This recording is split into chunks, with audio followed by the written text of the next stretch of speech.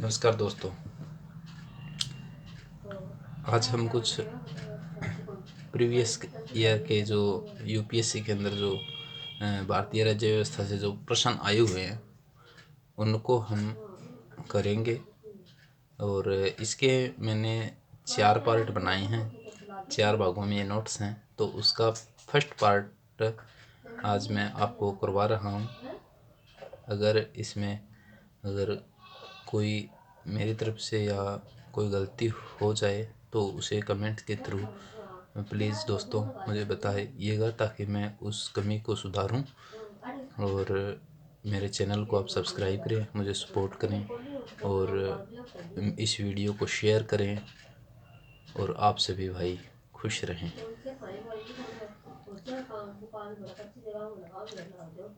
मंत्रिपरिषद में सभी भागों का प्रतिनिधित्व संविधान में उल्लेख नहीं है।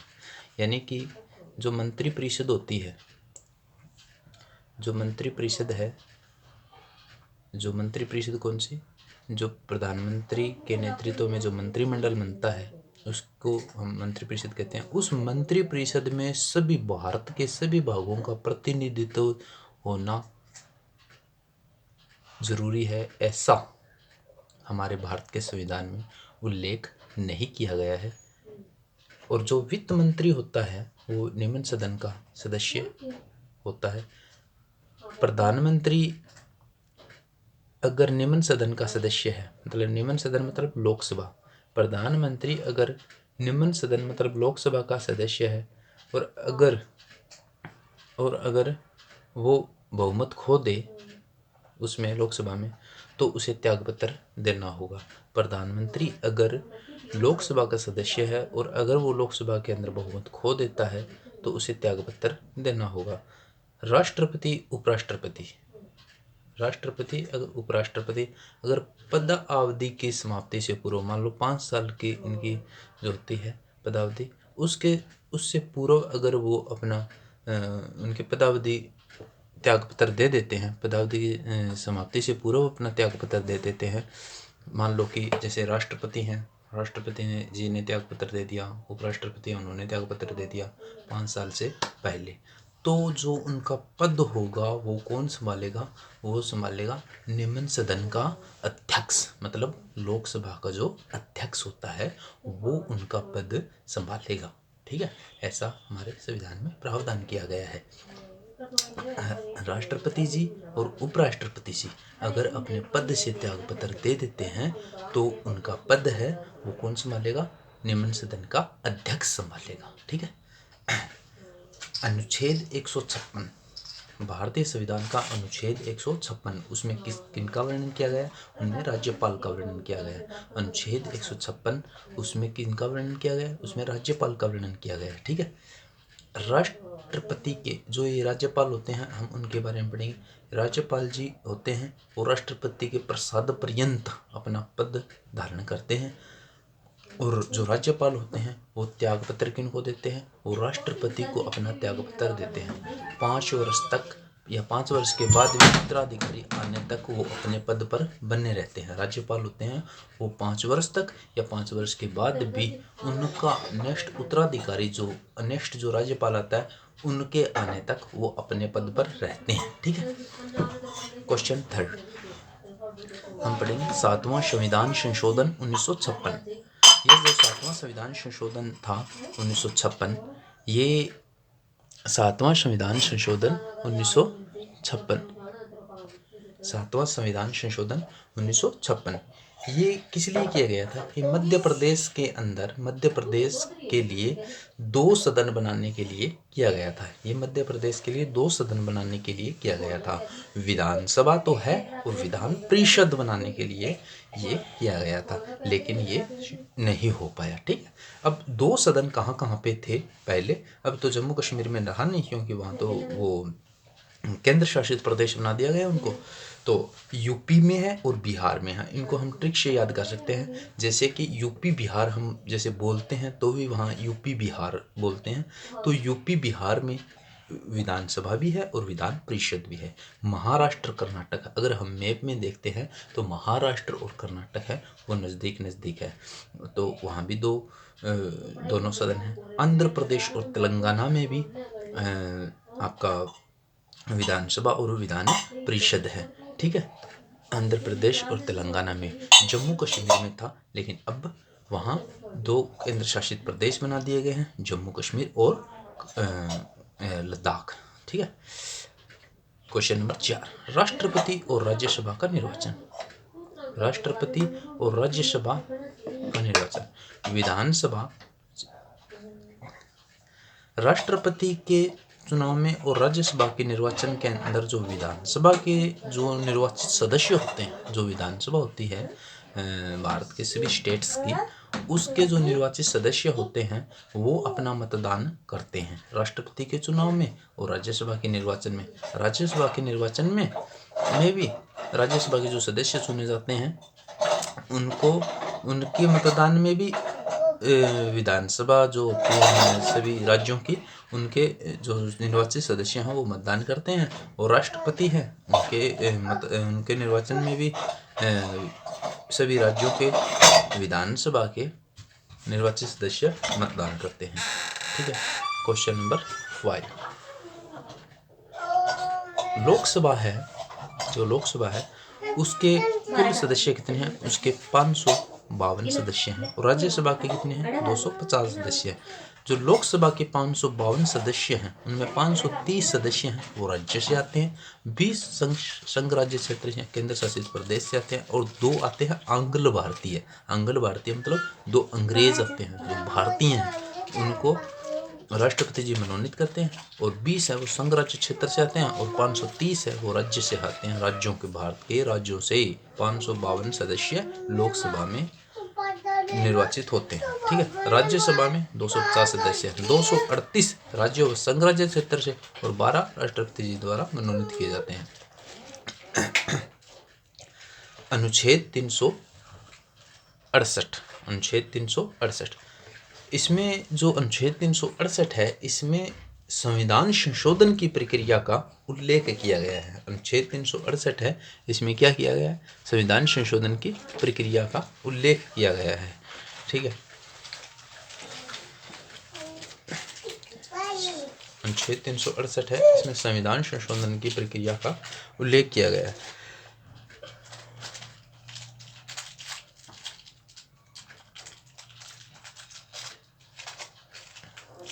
और जो अनुच्छेद 368 में संविधान संशोधन की प्रक्रिया का उल्लेख किया गया है, वो जो संविधान संशोधन होता है वो कैसे होता है? संसद के दोनों सदन का विशेष बहुमत, संसद के दोनों सदनों का विशेष बहुमत, संसद के दोनों सदन लोकसभा और राज्यसभा, उनका विशेष बहुमत तथा भारत के आधे राज्य, भारत के जितने राज्य हैं उनके आधे राज्यों का जो उनके आधे राज्यों के विधानमंडलों द्वारा स्वीकृति, भारत के आधे राज्य के द्वारा, भारत के आधे राज्यों के विधानमंडलों द्वारा स्वीकृति, और संसद के दोनों सदन लोकसभा और राज्यसभा उनका विशेष बहुमत, तब जाके ये अनुच्छेद 368 में जो संविधान संशोधन की प्रक्रिया का उल्लेख किया गया वो होता है। और जो अनुच्छेद 368 है उसमें प्रमुख विषय में संशोधन के लिए ये प्रक्रिया अपनाई जाती है। प्रमुख विषय कौन कौन से होते हैं? राष्ट्रपति जी, संसद में राज्यों का प्रतिनिधित्व, 7वीं अनुसूची के अंदर कोई विषय, संघ की कार्यपालिका, राज्य की कार्यपालिका, इनमें अगर कोई संशोधन करना हो तो इनमें अगर ये प्रमुख विषय हैं, इनमें इनके बारे में अगर कोई संशोधन करना हो संविधान के अंदर, तो संसद के दोनों सदन मतलब लोकसभा और राज्यसभा उनका विशेष बहुमत तथा भारत के जितने राज्य हैं उनके आधे राज्यों की उनके विधानमंडलों के आधे राज्यों की स्वीकृति, तब जाके ये प्रमुख विषयों में संशोधन होता है, संविधान में संशोधन किया जाता है। और इनका उल्लेख किस में किया गया? अनुच्छेद 368 में, अनुच्छेद 368 के अंदर किया गया है। ऐसा हमारे संविधान में प्रावधान है। नेक्स्ट क्वेश्चन 8, जमानत राशि से आप क्या समझते हैं? जमानत राशि, जब कोई कैंडिडेट खड़ा होता है चुनाव के अंदर तो एक बहुत ही चर्चा का विषय होता है जमानत राशि। जमानत राशि किसे कहते हैं? जमानत राशि उसे कहते हैं जैसे अगर कोई भी व्यक्ति चुनाव में खड़ा होता है तो उनको एक राशि जमा करवानी होती है चुनाव लड़ने से पहले, तो उसे जमानत राशि कहा जाता है। अब जब्त हो जाती है वो राशि, तो जब्त कब होती है वो राशि? वो जब होती है अगर वो व्यक्ति कुल वैध मतों का, जितने वैध मत जो डाले गए हैं, मत जो वैध हैं, जो मान्य हैं, अगर उन वैध मतों का 10%, मान लो कि 10% से कम अगर वो प्राप्त करता है तो वो राशि जो जमानत राशि है वो उनकी जब्त हो जाती है। ठीक है, वो राशि क्या हो जाती है? जब्त हो जाती है। 10%, मान लो कि 100 वैध मत डाले गए और अगर किसी व्यक्ति ने 9 मत प्राप्त किए और 10% बनता है 10, तो वो राशि है उसकी जब्त हो जाएगी। अगर वो 11 मत प्राप्त करता है, चाहे वो भले जीते ना, 11 मत प्राप्त कर लेता है तो वो राशि उनको वापस मिल जाएगी। ऐसा प्रावधान किया गया। लोकायुक्त किसे कहते हैं? भ्रष्टाचार के आरोप पर मान लो कि जो गवर्नमेंट अधिकारी होते हैं, बड़े बड़े गवर्नमेंट अधिकारी होते हैं, उन पर अगर कोई भ्रष्टाचार का आरोप लगा है तो उसकी जांच कौन करता है? लोकायुक्त करता है। लोकायुक्त कहाँ कहाँ पे है? महाराष्ट्र में है, गुजरात में है, हिमाचल में है, मध्य प्रदेश में है, आंध्र प्रदेश में है। ये 5 राज्य हैं जहाँ पर लोकायुक्त नियुक्त होता है। ठीक है, निर्वाचन होता है। निर्वाचन की सिफारिश कौन करता है? निर्वाचन की सिफारिश करता है निर्वाचन आयोग। ठीक है, चुनावी घोषणा कौन करता है? जैसे मान लो कि अगर राज्य में चुनाव है तो उनकी निर्वाचन करवाने के लिए किसे निर्वाचन आयोग सिफारिश? राज्यपाल को। ठीक है, अगर वो केंद्र के अंदर चुनाव है, केंद्र के चुनाव है, लोकसभा के, राज्यसभा के, राष्ट्रपति जी, तो उनकी जो अगर सिफारिश है वो राष्ट्रपति जी के पास जाती है। जो भारत का निर्वाचन आयोग वो करता है, राज्य निर्वाचन आयोग वो राज्यपाल को करता है। तो अगर मान लो वो उनको सिफारिश कर दी उन्होंने, अब चुनावी घोषणा कौन करेंगे? अगर केंद्र के चुनाव चल रहे हैं तो राष्ट्रपति जी करेंगे, अगर राज्य के चुनाव चल रहे हैं तो राज्यपाल करेंगे। ठीक है, इनका जो ये उपबंध किस में किया गया है? जन प्रतिनिधित्व अधिनियम 1951 जन प्रतिनिधित्व अधिनियम 1951 में इसका प्रावधान किया गया है कि इसका इनका 73वां संविधान संशोधन अधिनियम 1993, जो 73वां संविधान संशोधन 1993 है, 73वां संविधान संशोधन 1993, 73वां संविधान संशोधन 1993 है, वो उसमें क्या प्रावधान है? महिलाओं के लिए 33% सीटें आरक्षित है। उसमें महिलाओं के लिए क्या है? 33% सीटें आरक्षित हैं। उसमें महिलाओं के लिए क्या है? 33% सीटें आरक्षित है। वित्त व निर्वाचन एक आयोग करता है। वित्त व निर्वाचन की प्रक्रिया का एक आयोग करता है। उसके बाद आता है अनुच्छेद 54। अनुच्छेद 54 क्या है? अनुच्छेद 54 में किसका प्रावधान किया गया है? अनुच्छेद 54 के अंदर किसका प्रावधान किया गया है? अनुच्छेद 54 में किसका प्रावधान किया गया है? राष्ट्रपति का निर्वाचक मंडल। अनुच्छेद 54 जो होता है 54, उसके अंदर राष्ट्रपति के निर्वाचक मंडल के बारे में बताया गया। और राष्ट्रपति का जो निर्वाचक मंडल है उसमें कौन कौन शामिल है? लोकसभा, राज्यसभा और राज्यों की विधानसभा। राज्यों की विधानसभा के जो निर्वाचित सदस्य होते हैं वो राष्ट्रपति जी के चुनाव में भाग लेते हैं। लोकसभा के जो निर्वाचित सदस्य होते हैं वो भाग लेते हैं, राज्यसभा के जो निर्वाचित सदस्य होते हैं वो भाग लेते हैं। लेकिन जो मनोनीत सदस्य हैं, ठीक है, वो भाग नहीं लेते। दो हमारे केंद्र शासित प्रदेश हैं, दिल्ली और पुडुचेरी, वहाँ पर क्या है? मुख्यमंत्री हैं। वहाँ के जो निर्वाचित सदस्य हैं वो भी राष्ट्रपति जी के निर्वाचन में भाग लेते हैं। ऐसा प्रावधान हमारे उसमें किया गया संविधान में। राष्ट्रपति पर महाभियोग। अब राष्ट्रपति पर अगर महाभियोग लगता है, महाभियोग मतलब उनको हटाने की प्रक्रिया, ठीक है, महाभियोग लगता है तो उसमें कौन कौन भाग लेते हैं? उसमें भाग लेते हैं लोकसभा के सदस्य, मनोनीत भी होते हैं इसमें, राज्यसभा के सदस्य और राज्यों की विधान परिषदें। इसमें राज्यों के जो विधानमंडल के जो सदस्य, निर्वाचित सदस्य, वो भाग नहीं लेते। ऐसा आपको याद रखना है। प्रधानमंत्री,